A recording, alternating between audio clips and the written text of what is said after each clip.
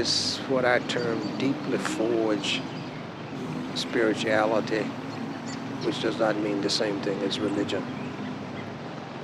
Which I'm arguing that a deeply forged spirituality requires one to wear it, be cognizant of it, be in contact with it in all one's interactions. And I think one of the reasons he was such an extraordinary humanitarian is that it derived from what I just spoke to.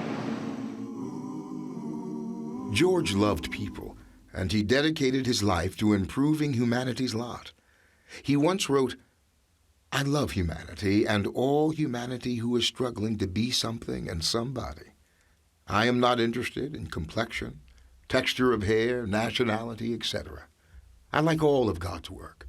So may we continue to pray and to love each other more and more, if possible, as time moves on." That's what Jesus Christ did. He came to serve others.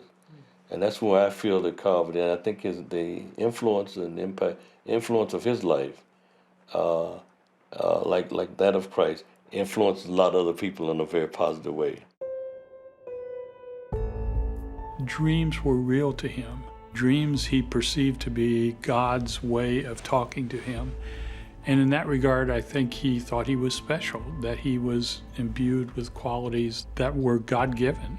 And I think that was a source of great strength for him and a source of confidence. I've always said God gives everybody a talent. And God gave George Washington Carver a talent for science without compromising faith, religion, or God.